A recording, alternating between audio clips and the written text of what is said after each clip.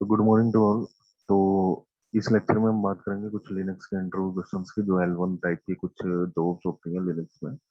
तो उसमें आपके जो एंट्री लेवल के जो इंटरव्यूज होते हैं उसमें कौन कौन से क्वेश्चंस हमारे पूछे जाते हैं, तो वो क्वेश्चंस की मैं थोड़ी आपको यहाँ पे ओवरव्यू देने वाला हूँ। ठीक है, कि क्वेश्चंस हमारे कौन कौन से पूछे जाते हैं L1 में। तो जो मेरा प्रैक्टिकल जो मेरे से पूछे गए हैं अब तक कुछ क्वेश्चंस, तो उसमें मैं कुछ क्वेश्चंस है जो मैं आपके साथ शेयर कर रहा हूँ। ठीक है, तो जो भी आपके कई बार क्या होता है कि इंटरव्यूअर आपसे 10 क्वेश्चन भी पूछ सकता है, पूछने को वो 50 क्वेश्चन भी पूछ लेता है, वो उसके मूड पे डिपेंड करता है।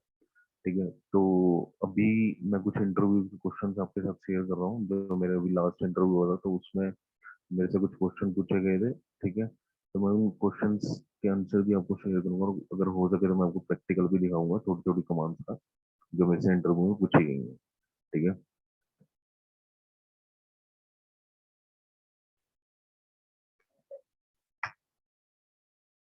ठीक है, तो ये वो क्वेश्चंस हैं जो मेरे से कि इंटरव्यू में क्वेश्चन पूछे गए थे। ठीक है, तो सबसे पहले तो यहाँ पे हमारा जो फर्स्ट क्वेश्चन है, that is what is you mask. ठीक है, तो यू मास्क क्या होता है? यू मास्क होता है कि जो हमारी डिफॉल्ट परमिशन होती है किसी भी फाइल और डायरेक्टरी की, वो यू मास्क पे डिपेंड करती है। ठीक है, जैसे कि मैं आपको दिखा देता हूँ प्रैक्टिकली। जैसे मान लो मैंने कोई फाइल क्रिएट करी, जैसे अभी रूट यूजर में हो, तो रूट यूजर का जो यू मास्क होता है बाय डिफॉल्ट वो होता है 0022। ठीक है, और जो किसी ऑर्डिनरी यूजर का जो यू मार्क्स होगा, जैसे मैं सिविल यूजर में गया और इसका, जैसे मैंने कोई भी यूजर दूसरा मैं लॉगिन करता हूँ, जैसे भी मेरा कोई दूसरा यूजर मेरे को क्रिएट करना पड़ेगा, तो मैं एक यूजर क्रिएट कर लेता हूँ सिविल यूजर एड कमांड से। और उस यूजर में जब मैं लॉगिन करूंगा, ठीक है, और इसका यू मार्क्स अगर मैं लिखूंगा, तो इसका जो यू मार्क्स होता है वो होता है 0002।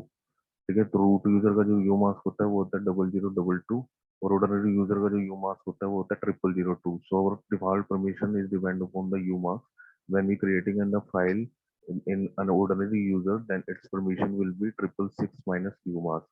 For example, I created a file in Samir user, and if I show you the file permission, then it will be 666 minus 2.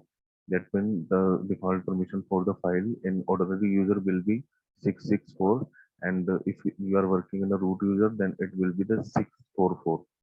So that is the difference in your UMask. So you, our default permissions of file and directory is depend upon the UMask.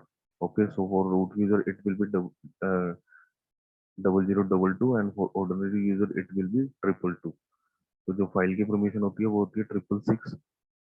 ठीक है, तो file के 666 permission minus 2664 हो जाती है, ordinary user में देखो 664 होगी, और जबकि रूट यूजर में ये हो जाएगी हमारी 644। तो ये होता है यू मार्क्स।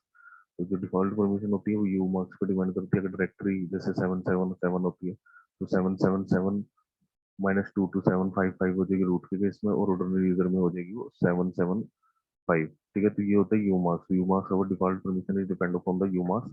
ठीक है, दूसरा जो क्वेश्चन है, that is how many signals in the kill.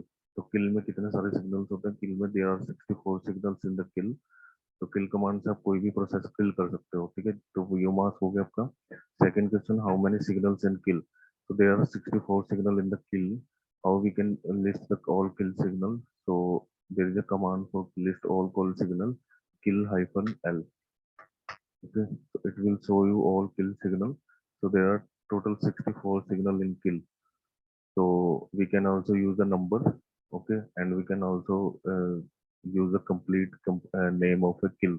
Okay, जैसे आपने किल सिग्नल देना है तो किल हाइफन 9 भी यूज कर सकते हो, और इसको सिग्नल किल को भी देख सकते हो। तो there are 64 signal in the kill. ठीक है, that is the interview question कि how many signals in the kill. तो there are total 64 signals in kill. ठीक है, हम मोस्टली इनमें से सारे यूज नहीं करते, इसमें से कुछ ही हम यूज करते हैं, but you must know how many signals in the kill. तो there are 64 signal in the kill. So how we can list all kill signal? By kill hyphen null command we can list all kill signals. So there are total 64 signal in the kill. And after this, the second is what is the RPM and yum. So RPM is a yum, and both is the package management utility by which we can install the package in Linux. But mostly we use the yum because yum is auto resolve the dependency, and RPM is not auto resolve the dependency. This is always give a dependency error. But yum is auto resolve the dependency. This is not give any dependency error. ठीक है, पर difference तो यही है। ठीक है, and yum there is a no configuration file of rpm but there is a configuration file of yum. ठीक है, and the yum is working online but rpm is working offline. ठीक है, so that is the some difference between the yum and rpm. And how check open ports in the server? So this question is mostly asked in most of the interview, how we can check the open ports of your server. So the command is netstat hyphen ntlp. ठीक है, यहाँ पे command होती है netstat, ठीक है, hyphen l. So this is show you the all open ports of your server netstat. ठीक है, what is netstat मैं भी दिखा देता हूँ। तो इट विल शो यू, तो देखो कभी भी आपको जैसे आपने मशीन बनाई है, दूसरी चीज की when you creating an OS, ठीक है, so there is a nothing approximate error so when you uh, use a what is command. So what is the issue? Because there is a what is database is not built, so that's why it will show you the nothing approximate error when you run the command what is and net state. So in that case you need to build the what is database. So for example, if I use what is ls, so in all commands it will give you nothing approximate error. ये error आपको तब आता है जब आपने कोई machine बनाई है, ठीक है, तो वट इज का एक डाटाबेस होता है जो बिल्ट नहीं हुआ होता उस टाइम, तो वो बैकएंड में बिल्ट होता है। बट आप चाहते हो कि नहीं मुझे वट इज कमांड का भी यूज करना है, तो आप वेट करोगे या उसको मैन्युअली बिल्ट भी कर सकते हो। उसके लिए कमांड होती है मैन डीबी कि वट इज के डाटाबेस को बिल्ट कर दो। तो man dB is manually update the what is database. जब आप इस डाटाबेस को बिल्ट कर दोगे तो उसके बाद क्या होगा, आपको what is command is properly give the output.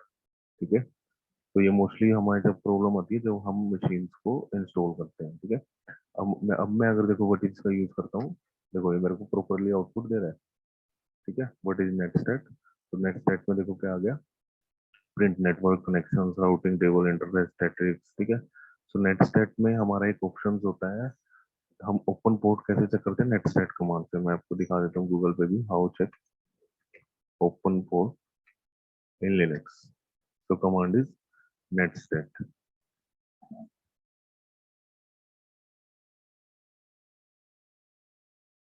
ठीक है, netstat command is use for check the open ports of your server.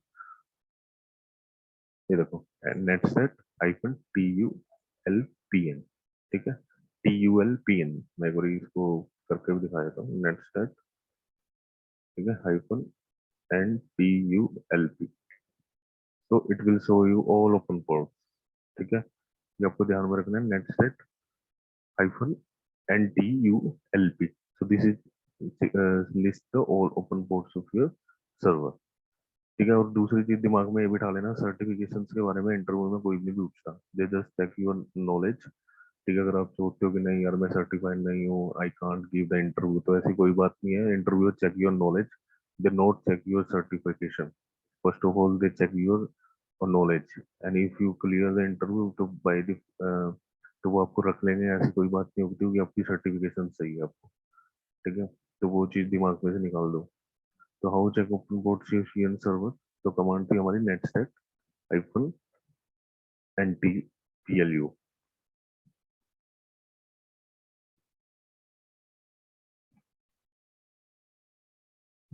ठीक है, दैट कमांड हम ये यूज कमांड करते हैं N T U L P, stat hyphen N T U L P, N T U L P, N T U L P. तो इस command को हम यूज करेंगे for check the open ports of your server. ठीक है, and उसके बाद आता है next question, what is the difference between the RHEL 6 and 7। देखो क्या होता है कि अब हमारा 7 यूज हो रहा है या 8 यूज हो रहा है, आरएचएल 6 से तो पुराना डिस्ट्रीब्यूशन हो चुका है। ठीक है, now it is not use, but what is the difference between the RHEL 6 and 7। तो डिफरेंसेस देखो क्या क्या है, कुछ ही डिफरेंसेस हैं हमारे। जैसे आरएचएल 6 में क्या होता है, in RHEL 6 init is the first process. ठीक है, but in RHEL 7 system D is the first process. ठीक है, फर्स्ट प्रोसेस आईडी जो होती है आरएचएल 7 में वो होती है सिस्टम डी, बट आरएचएल 6 में जो होती है वो होती है इनिट। जैसे मैं अभी आपको दिखा देता हूँ, ये मेरी जो है आरएचएल 7 में। ठीक है, अब मेरे को फर्स्ट प्रोसेस देना है, तो उसके लिए जो कमांड थी वो होती है पी एस हाइफन ए यू एस, या मैं आपको टॉप कमांड से भी दिखा देता हूँ। ठीक है। तो टॉप कमांड में देखो सिस्टम डी का क्या प्रोसेस है, फर्स्ट प्रोसेस। ये देखो फर्स्ट प्रोसेस आईडी किसकी है, सिस्टम डी की। बट ऐसे ही जो फर्स्ट प्रोसेस आईडी होगी आरएचएल 6 के केस में, वो होगी हमारी इनिट की। So first, the first difference is that in RHEL 6 init is the first process and in RHEL 7 system D is the first process. Second difference क्या है? In RHEL 6 there is a run levels is used, but in RHEL 7 targets is used.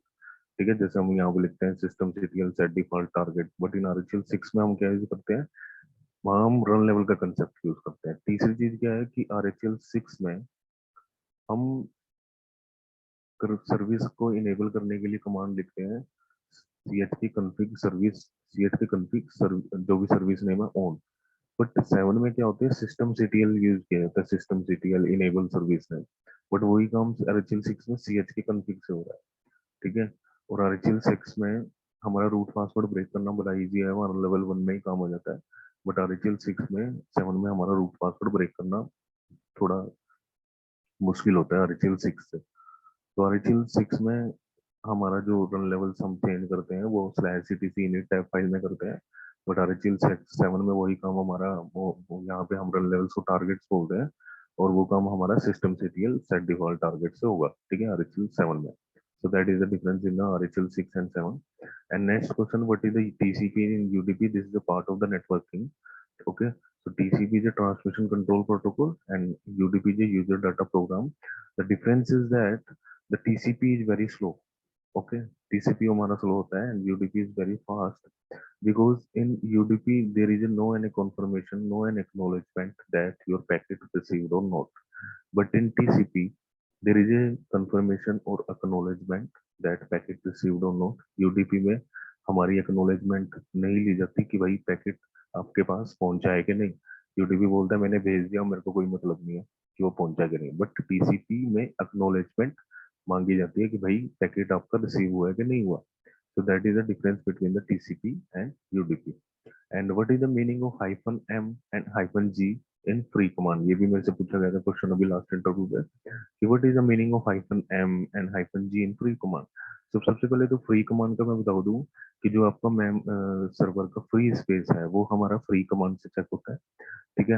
Hyphen M का मतलब है कि अगर आपको जो space है, जो आउटपुट है वो मेगाबाइट में चाहिए, then we use hyphen M. And hyphen G used when we require the output in gigabyte.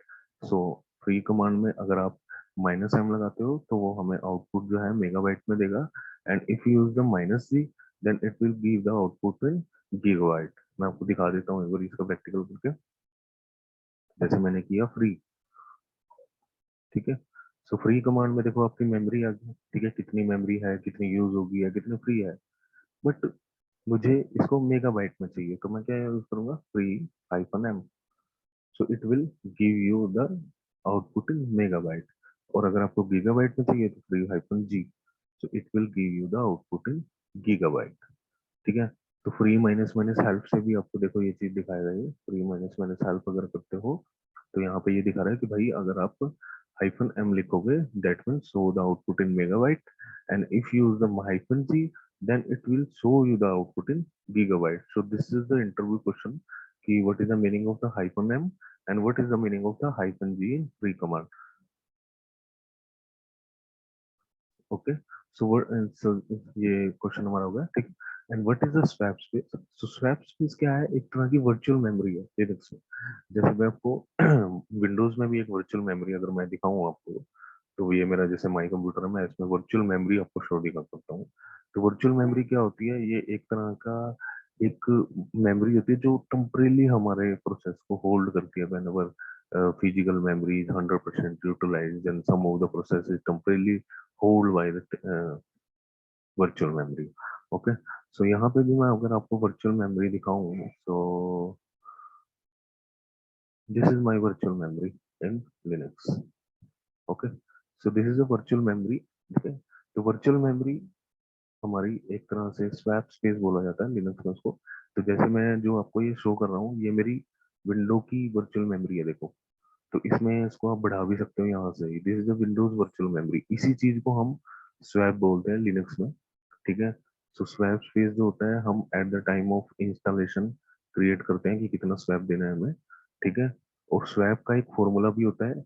Swap का एक फॉर्मूला क्या होता है कि तो समझ में आ गई थी कि what is a swap? Swap is a type of virtual memory in which we can hold the which is hold the process temporarily when our physical memory is 100% utilise. तो स्वैप का एक फॉर्मूला भी होता है कि up to अगर आप 4 GB RAM use कर रहे हो ना, ठीक है, तो जो फॉर्मूला होगा वो होगा रैम इंटू टू। मतलब कि रैम इंटू टू, मतलब कि अगर 4 GB की रैम है ना आपकी, तो 8 GB का स्वैप बनेगा। बट अगर आपकी रैम 8 GB की है, ठीक है, अगर आपकी रैम जो है 8 GB की है, तो भाई उसमें 10 GB का स्वैप बनेगा। ठीक है, क्योंकि 4 GB से ऊपर हमारा जो फॉर्मूला है वो चेंज हो जाएगा। अगर आप 4 GB की रैम यूज कर रहे हो तो 4 गुना 2 8 GB का स्वैप बनेगा। अगर आप 4 GB से ऊपर मतलब 8 GB की रैम यूज करोगे तो आपका 10 GB का स्वैप बनेगा। मतलब कि यहाँ पे इंटू होगा अगर 4 GB तक है, अगर 4 GB से ऊपर हुआ तो उस केस में आपका प्लस होगा, मतलब 8 और 2 10।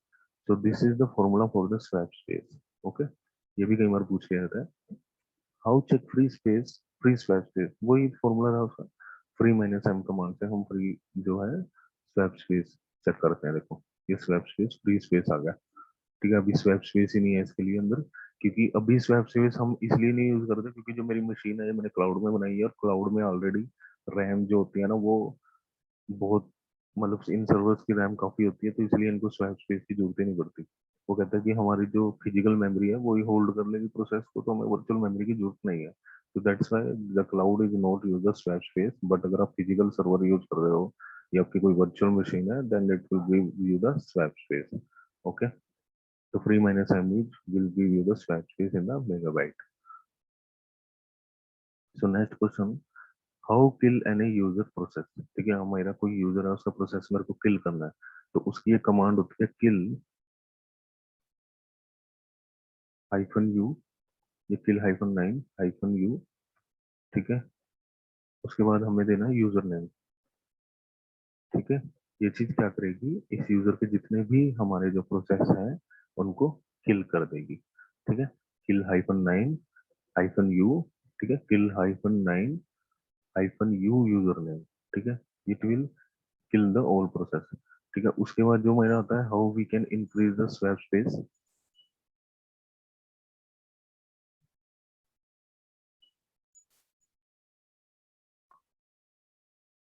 ठीक है, नेक्स्ट क्वेश्चन है कि देखो इस वीडियो में शायद मेरे सारे क्वेश्चन नहीं हो पाए, तो मैं दूसरी वीडियो भी एक बना दूंगा, कोई दिक्कत नहीं है। ठीक है, उसके बाद how we can increase the swap space. Swap space जो होता है ना वर्चुअल मेमोरी होती है, उसको आप इंक्रीज कैसे कर सकते हो? क्योंकि कई बार क्या होता है कि मान लो आपके सर्वर में it is depend upon the RAM. ठीक है, मान लो आपने सर्वर में रैम अपग्रेड की, तो क्या होता है कि स्वैप स्पेस भी आपको इंक्रीज करना पड़ेगा। तो in that case there are two method for increasing the swap. First is the partitioning method and second is the by dd command। ठीक है, एक होता है हमारा partitioning method, ठीक है, and second is the by dd command। Okay, so this is the two method by which we can increase the swap space। First is the partitioning method। partitioning method में थोड़ा लंबा procedure है, LVM के through हमें करना पड़ेगा एक swap type partition बना के। And second in the DD command. DD command से हम एक फिक्स टाइप की फाइल, फिक्स साइज की फाइल क्रिएट करके भी हम स्वैप इंक्रीज कर सकते हैं। How check OS release in Linux? ठीक है, मेरा कौन सा ओएस रिलीज है, वो जैसे हम कहते हैं ना विंडोज 7 प्रोफेशनल 2016-12 जो भी होता है विंडोज में। ठीक है, वो चीज हम लिनक्स में कैसे चेक करते हैं? अब जैसे मेरी ये मशीन है, ठीक है, इसमें मेरे को ओएस रिलीज चेक करना है, तो क्या करूंगा मैं, cat slash ETC OS release. ठीक है, तो ओएस रिलीज क्या करेगा, आपको ओएस के बारे में इंफॉर्मेशन देगा। जैसे मेरा जो अभी जो नेम है that is Amazon Linux. Okay, so it will give you the OS information. ये जो है इसकी आईडी है सेंटोस और एचएल फिडोरा जो भी है। So cat slash ctc os release will give you the os information। ठीक है, यह हम अगर अभी तो मैं जैसे अमेजोन यूज कर रहा हूँ, अगर रेड हैट होता है तो वहाँ होता है cat slash ctc red hat release. ठीक है, उसके बाद आता है कि what is the SC Linux and what is the modes of SC Linux. देखो एससी लिनक्स क्या है, एससी लिनक्स में हम अपने सिक्योरिटी को नेक्स्ट लेवल तक लेके गए हैं। देखो लिनक्स में काफी सारी सिक्योरिटी हमारी यूज होती है, फायरवॉल डीमन है, आईपी टेबल्स हैं, और हमारा टीसीपी रेपर है, ठीक है। ऐसी ऐसी लिनक्स भी एक सिक्योरिटी इनहेंस्ड की गई है हमारे लिनक्स की। इसमें क्या होता है कि ऐसी लिनक्स में जैसे मान लो कोई हैकर है, ठीक है, उस हैकर ने क्या किया, आपके सर्वर को हैक कर लिया, ठीक है, and he become the root through the SSH service. वो एसएसएच सर्विस के थ्रू आपके सर्वर में आ गया, ठीक है, और उसने वो क्या बन गया, वो रूट बन गया, ठीक है। और वो रूट बन गया तो रूट क्या है, वो एक एडमिन अकाउंट होता है लिनक्स में, और वो कुछ भी कर सकता है, तुम्हें पता है, ठीक है। तो वो क्या करेगा, हमारी दूसरी फाइल्स को भी इफेक्ट पहुंचा देगा। इसलिए एससी लिनक्स कहता है कि which type of port, which type of port, which type of process, no, which type of process can access which type of port, file और डायरेक्टरी। अगर आप एसएसएच के थ्रू सर्वर में आ भी गए ना कोई hacker, then he can affect only the SSH related files, directory or port. He cannot affect any another services. So this is the effect of the SC Linux, कि भाई अगर कोई हैकर जो है वो एसएसएच के थ्रू या किसी मेल के थ्रू अगर आप में सर्वर में आ गया, तो वो उसी सर्विस को इफेक्ट पहुंचा सकता है जिस सर्विस के थ्रू वो आपके सर्वर में आया है। वो अनदर सर्विसेज को इफेक्ट नहीं पहुंचा सकता, क्योंकि एसिलियस कहता है कि मेरे लिए प्रोसेस इंपॉर्टेंट है, मेरे लिए यूजर इंपॉर्टेंट नहीं है, ठीक है। तो यहाँ पे हम सिक्योरिटी को नेक्स्ट लेवल तक लेके गए हैं एसी लिनक्स में। So there are two modes of SE Linux, enforcing mode and permissive mode, ठीक है। जो हमारे एसी लिनक्स में दो मोड होते हैं, एक होता है इन्फोर्सिंग और एक होता है परमिसिव। अब इन्फोर्सिंग मोड और परमिसिव मोड का मतलब क्या होता है कि देखो बाय डिफॉल्ट जो आपको इन्फोर्सिंग मोड ही मिलेगा, ठीक है। और ये एसी लिनक्स कोई छोटी मोटी चीज नहीं है, इसका एक पूरा कोर्स होता है, मैं जस्ट आपको बेसिक इन्फॉर्मेशन दे रहा हूँ। So there are two modes of SE Linux, enforcing and second is the permissive. Enforcing बोलता है कि अगर कोई एसी लिनक्स की पॉलिसी के अकॉर्डिंग काम नहीं कर रहा, देन स्टॉप देयर वर्क, उनका काम रोक दो।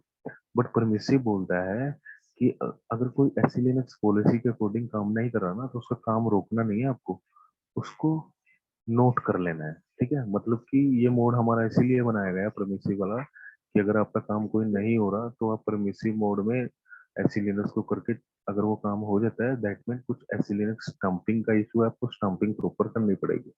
तो दैट इज ऐसी लिनक्स। ऐसी लिनक्स आपका एक पूरा कोर्स है, this is just a basic information of the ऐसी लिनक्स, ठीक है।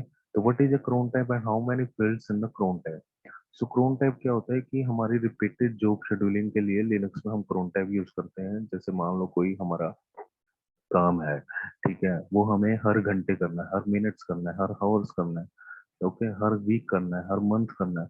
So this type of task we can schedule with the help of crontab, okay. जैसे मान लो मैं चाहता हूँ कि मेरा अपने आप से कुछ सर्विसेज है वो रीस्टार्ट हो जाए, अपने आप से कोई स्क्रिप्ट है वो एग्जीक्यूट होते रही हर हफ्ते, कुछ बैकअप्स होता रहे, तो इस टाइप के कुछ टास्क को हम ऑटोमेट करने के लिए we use the crontab, okay. And how many fields in crontab, so there are 5 fields in crontab, ठीक है। ये इंटरव्यू में बहुत पूछा जाता है कि how many fields in crontab. So there are 5 fields in crontab. First is the minutes, second is the hours, then day of month, then day of week, then in last it will be a command which you want to execute. तो मैं आपको दिखा देता हूँ fields of crown tab. जैसे एक master crown tab file है, उसमें दिखा देता हूँ आपको, ठीक, ठीक है। सो फर्स्ट फील्ड जो होगा, अभी ये मास्टर फाइल है, ठीक है, इसमें एक फील्ड हमारा फालतू होता है, वो होता है यूजर नेम का, ठीक है, जो कि हमारा सिंपल क्रोन टाइम में नहीं होता। तो फर्स्ट फील्ड जो होगा क्रोन का, वो होगा minutes, then hours, then day of month and then day of week, and then command to be executed. So ये इंटरव्यू में पूछा जाता है, तो उसको आपने यूजर नेम नहीं बोलना, क्योंकि ये मैंने जो आपको ओपन करके दिखाई है, that is my master crontab file. तो first field is the minutes, then hours, then day of month and then day of week. उसके बाद आएगी कमांड जो आपने एग्जीक्यूट करनी है। सो ये था क्रोन टैब का, कि what is a cron tab and how many fields in cron tab, there are 5 fields, minutes, how, day, month, day, week। And उसके बाद आता है कि how many file system used in Linux. Linux में हमारे कितने फाइल सिस्टम होते हैं। जैसे हमारा विंडोज में होता है, विंडो में एनटीएफएस है, fat 32।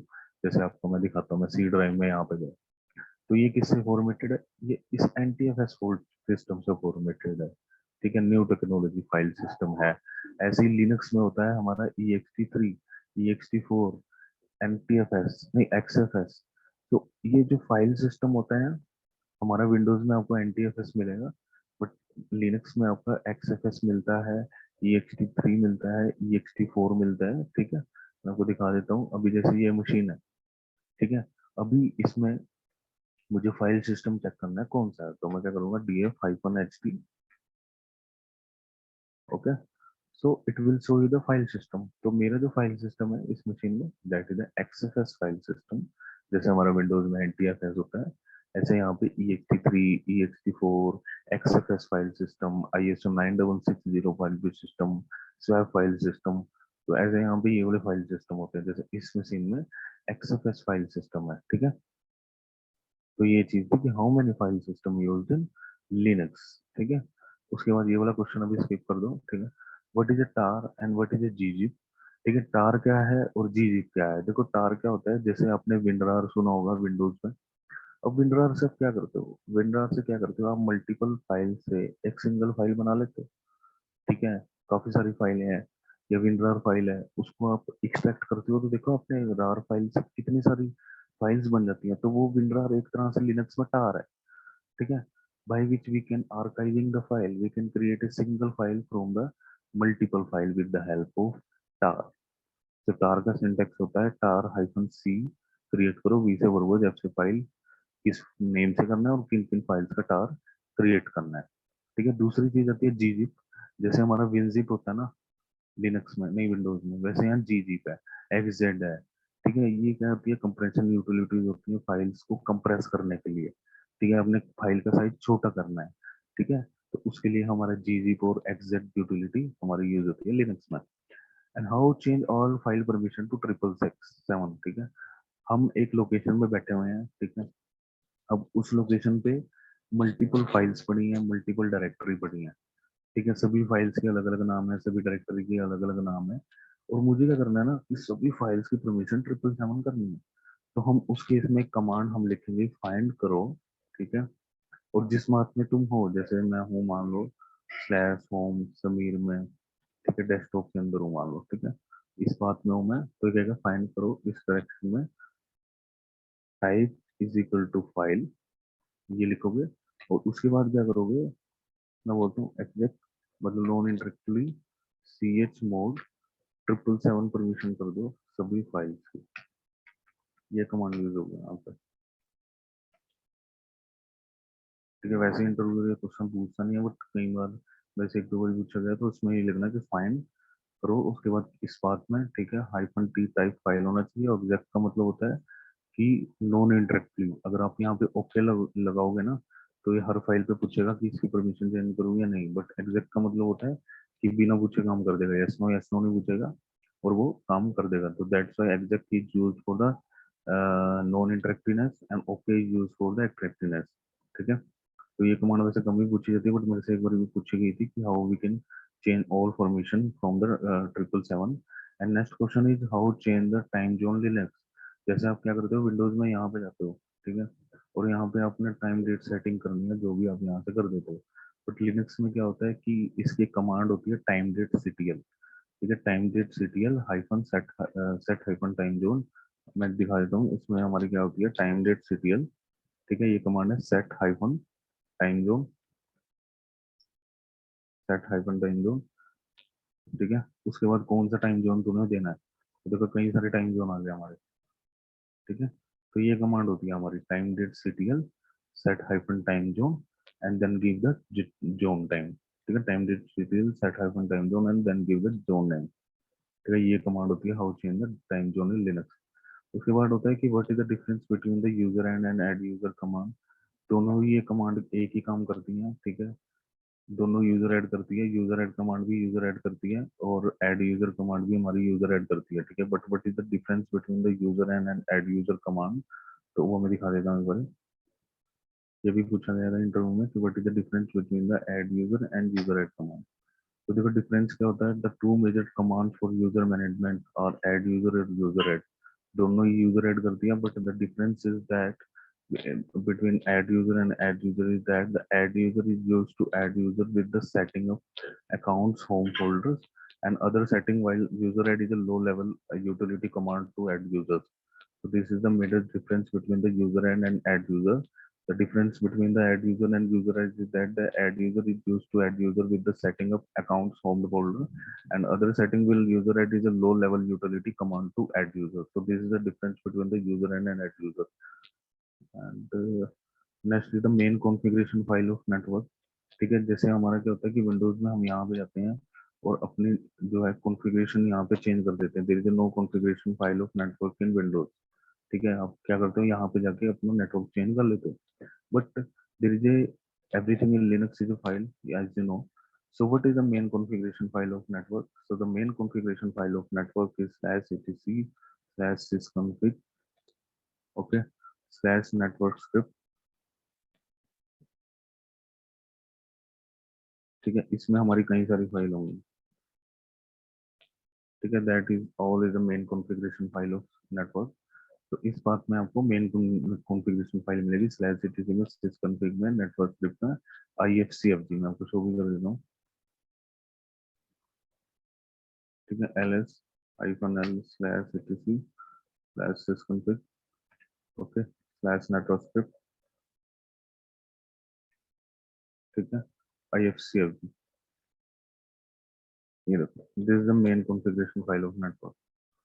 Okay, /etc sysconfig network script ifcfg ethernet 0। ठीक है, and next question, how set A cron job which will execute when system will reboot। एक ऐसी cron जो शेड्यूल करनी है कि जब हमारा सिस्टम रिबूट हो वो तभी एग्जीक्यूट होगी। जितनी बार भी सिस्टम आपका रिबूट होगा वो cron job चलेगी। तो उसके लिए जो सिंटैक्स होगा वो आपको क्या लिखना है, @reboot, उसके बाद पाथ ऑफ स्क्रिप्ट, बस ये चीज लिखनी है आपको। ठीक है, क्रोन टाइप हाइफन ई करना है जैसे आप क्रोन जॉब शेड्यूल करते हो, और वहां पे जाके आपको लिख देना है कि @reboot, कि भाई जब भी सिस्टम रिबूट होगा आपने ये स्क्रिप्ट पढ़ी है इस बात पे, उसको रन करना है। तो ऐसे हम क्रोन जॉब शेड्यूल करते हैं, which will execute when it will be reboot. क्या लिखना आपने, क्रोन टाइप हाइफन ई, उसके बाद लिखना उसमें जाके @reboot and then give the script path. So this script will be executed at every reboot. Okay. What is the SUID? What is SGID? And what is the sticky? So this is all is a special permission in Linux. Okay, SUID होती है special permission on user level. This is the special permission on group level, and this is the sticky bit. Sticky bit हमारा other level पे लगता है। SUID का मतलब है कि जब भी कोई भी कमांड आप रन कर रहे हो तो बैकएंड में जो प्रोसेस का ओनर है, ठीक है, उस हमारे जो हम जो SUID है वो हमारी प्रोग्राम फाइल्स के ऊपर लगती हैं, जैसे /usr bin में pass.wd एक एग्जांपल है जहाँ पे स्पेशल परमिशन लगी हुई है। तो स्पेशल परमिशन में क्या होता है कि प्रोसेस का ओनर फिक्स हो जाता है कि जो फाइल का ओनर होगा, प्रोग्राम फाइल का ओनर, वही प्रोसेस का ओनर बनेगा। प्रोसेस का ओनर हमें बैकग्राउंड में नहीं दिखता, वो जैसे हमारी pass.wd कमांड है उसमें हमारा SUID लगा हुआ है, मतलब कि जब भी आप pass.wd कमांड को रन करते हो बैकएंड में प्रोसेस का ओनर रूट की होता है अगर वो ऑर्डिनरी यूजर भी रन कर रहा है। SGAD होता है special permission on group level, जो ग्रुप लेवल पे भी लगता है, और ये ओनली फाइल पे लगता है बस, और ये फाइल पे भी लगता है, डायरेक्टरी पे भी लगता है। इसमें क्या होता है कि हम फाइल और डायरेक्टरी का ग्रुप ओनर फिक्स कर देते हैं। जैसे मान लो किसी डायरेक्टरी का ग्रुप ओनर पे आप SGAD लगा दी ना, तो उस डायरेक्टरी के अंदर जितनी भी फाइल्स कोई भी यूजर क्रिएट करेगा उसका ग्रुप ओनर जो है वो फिक्स हो जाएगा, एक ही रहेगा। ठीक है, स्टिकी भी तो होता है जो अदर लेवल पे लगता है और ओनली डायरेक्टरी पे लगता है, जैसे /pmp एक डायरेक्टरी है जिसपे स्टिकी बिट लगा हुआ है। स्टिकी बिट कहता है कि only the root user and the file owner can remove the file, can modify the file. ठीक है, स्टिकी बिट में मैं आपको दिखा भी देता हूँ /temp के ऊपर ls-ld/tmp। ठीक है, तो इसको देखो अदर लेवल पे स्टिकी लगा हुआ है टी। स्टिकी बिट का मतलब कि अदर लेवल पे टी लगा हुआ है, इसका मतलब कि स्टिकी बिट लगा हुआ है। स्टिकी बिट उन्हीं डायरेक्टरीज पे लगता है जहां हमारी फुल परमिशन होती है। That mean only the root user और ओनली द फाइल और directory owner can modify the file और remove the file. Sticky bit एक तरह से स्टिकर लगा दिया मैंने किसी चीज के ऊपर कि भाई ये उस बंदे की चीज है, इससे छेड़खानी ना करो। ठीक है, अपनी चीज से छेड़खानी करो। ठीक है, और फुल परमिशन पे ही स्टिकी लगेगा। ठीक है, अदरवाइज तो स्टिकी लगाने की जरूरत नहीं है अगर परमिशन फुल ना हो। ठीक है, and how check disk in Linux. Linux में हम डिस्क कैसे चेक करते हैं, जैसे हम विंडोज में चेक करते हैं डिस्क मैनेजमेंट में जाके, तो यहाँ पे जो हमारी कमांड होती है LSBLK से तो हमारा एक लिस्ट कर लेते हैं ब्लॉक डिवाइसेस। तो हमारा जो LSBL के कमांड काम कर रही है ना, वो माई कंप्यूटर वाला काम करती है। जैसे माई कंप्यूटर में चले गए डिस्क का भी, ऐसे ये काम LSBL के कर रहा है, ठीक है। और दूसरी एक कमांड होती है एफ डिस्क से भी आप कर सकते हो, fdisk -L slash dev, जैसे मैं करता हूँ एक्स BDA, ठीक है। यहाँ से भी आपको डिस्क दिखा रहा है, देखो ठीक है, कितने जीबी है, 8 GB की है, इतने सेक्टर्स हैं इसमें, ठीक है। देखो ये 8 GB की डिस्क है, तो एफ डिस्क से भी देख सकते हो लिस्ट करके, LSBL से भी आप देख सकते हो, ठीक है। And how break the root password in Linux. देखो RHEL 5 और 6 में क्या होता था कि रूट पासवर्ड ब्रेक करना बड़ा इजी होता था। वहां पे क्या होता था कि रन लेवल में ही काम आ जाता था, बट इन्होंने अब क्या किया है, RHEL 7 और 8 में रूट पासवर्ड ब्रेक करना बड़ा मुश्किल हो गया है, ठीक है। यहाँ पे हमारा सब बहुत मुश्किल स्टेप्स होते हैं, मतलब कि कम से कम 10-11 स्टेप्स का वो काम होता है, ठीक है।